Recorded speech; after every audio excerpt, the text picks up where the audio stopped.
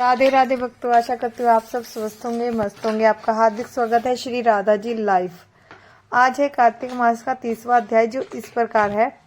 कार्तिक मास की कथा करती भव से पार, 30वां अध्याय। लिखू हुई हरि कृपा अपार। भगवान श्री कृष्ण ने कहा है, हे प्रिय, नारद जी के वचन सुनकर महाराज पृथु बड़े विस्मित हुए। अंत में उन्होंने नारद जी का पूजन करके उनको विदा किया। इसलिए माघ, कार्तिक और एकादशी, यह 3 व्रत मुझे अत्यधिक प्रिय हैं। वनस्पतियों में तुलसी, महीनों में कार्तिक, तिथियों में एकादशी और क्षेत्रों में श्री प्रयाग मुझे बहुत प्रिय है। जो प्राणी जितेंद्रिय होकर इनका सेवन करता है, वह यज्ञ करने वाले मनुष्य से भी अधिक प्रिय लगता है।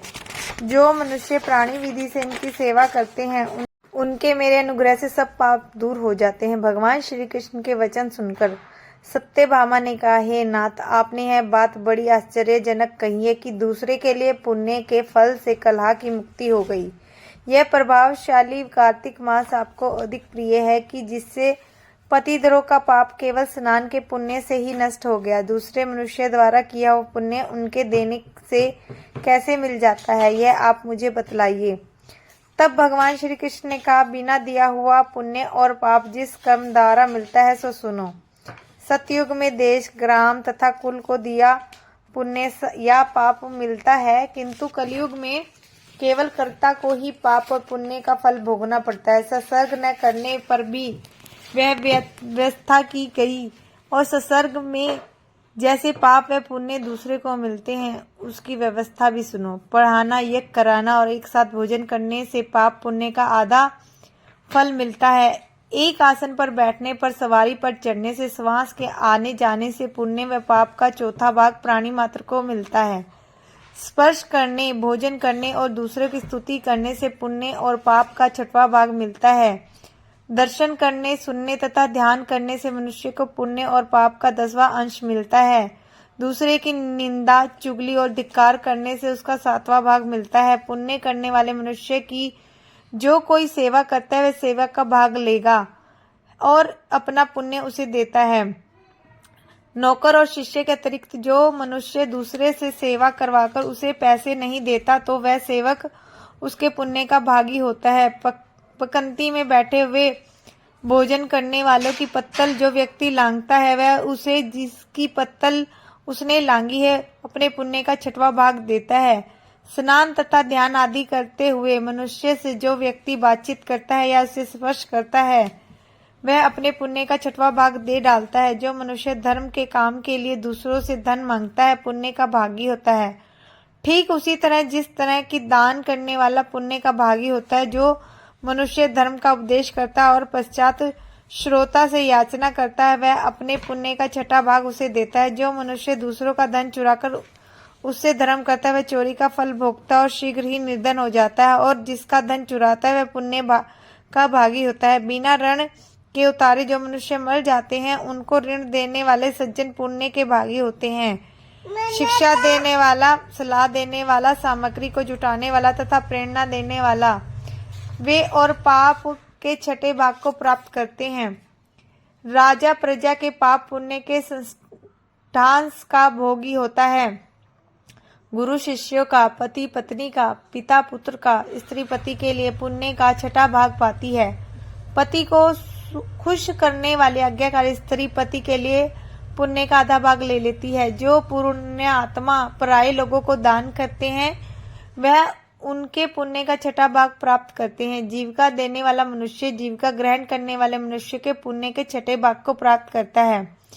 इस प्रकार दूसरों के लिए पुण्य अथवा पाप बिना दिए भी दूसरों को मिल सकते हैं, किंतु यह नियम जो है कि मैंने बतलाई हैं, ये कलयुग में लागू नहीं होते। कलयुग में तो एकमात्र कर्ता को ही अपने पाप व पुण्य भोगने पड़ते हैं। इस संबंध में एक बड़ा पुराना इतिहास जो कि पवित्र भी है और बुद्धि का देने वाला है, कहलाता है। ध्यान से सुनो।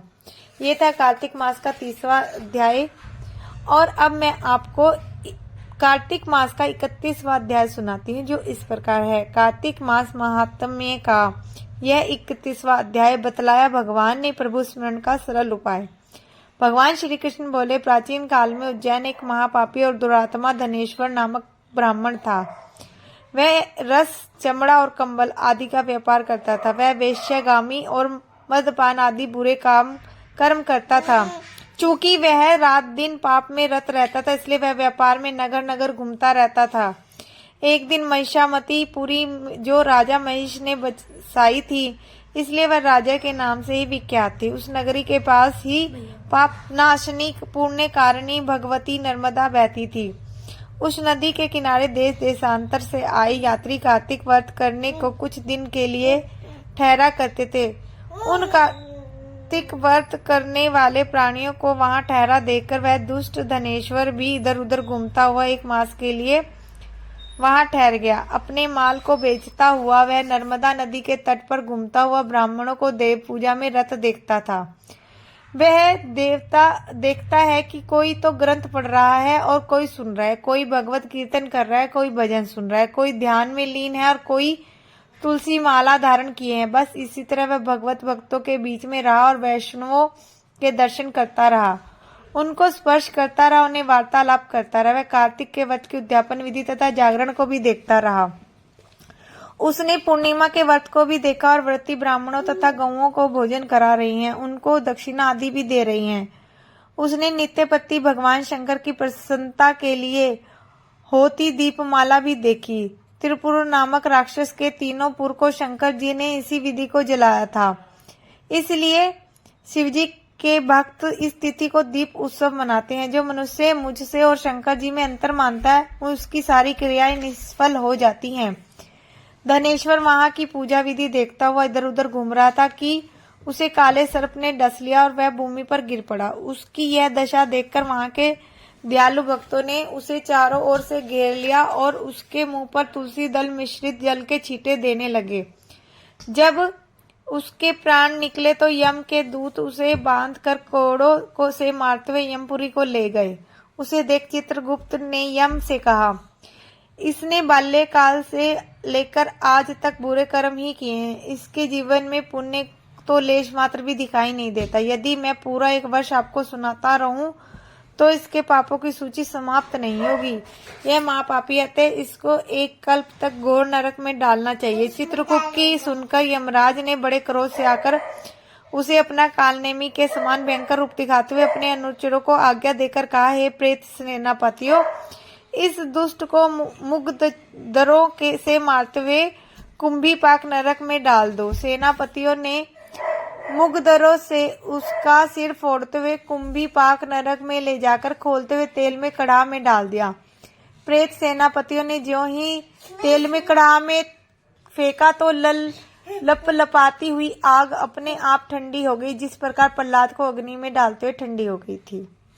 यह विचित्र घटना देखकर प्रेत सेनापतियों ने यमराज के पास जाकर सब हाल कहा। यमराज भी आश्चर्यचकित हो धनेश्वर को अपने पास बुलवाकर स्थिति पर विचार करने लगा। उसी समय नारायण नारायण का कीर्तन करते हुए देवर्षि नारद जी वहां आ पहुंचे और यमराज से कहने लगे, हे यमराज, यह ब्राह्मण नरक में डाले जाने के योग्य नहीं है, क्योंकि इसने अंत समय में कुछ शुभ कर्म किए हैं जो कि नरक यातना को नष्ट करने वाले हैं। जो लोग भगवत भक्त का दर्शन करते हैं, उनसे वार्तालाप करते हैं, उनका स्पर्श करते हैं, उन्होंने चाहे कोई पुण्य कर्म न किया हो, सहज में ही स्वर्ग के अधिकार हो जाते हैं।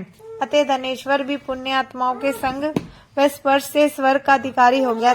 अतः यह पुण्य आत्मा है, इसे यक्ष योनि दो और इससे केवल पाप भोग करने वाले नरक दिखा दो। भगवान श्री कृष्ण ने कहा, जब नारद जी ऐसा कहकर चले गए तो धनेश्वर को पुण्य आत्मा समझते हुए यमराज ने दूतों को उसे नरक दिखाने की आज्ञा दी। ये थी कार्तिक मास का 31वां अध्याय। भक्तों, अगर आज की कथा आपको पसंद आई हो तो प्लीज लाइक, शेयर, सब्सक्राइब करें। राधे राधे भक्तों।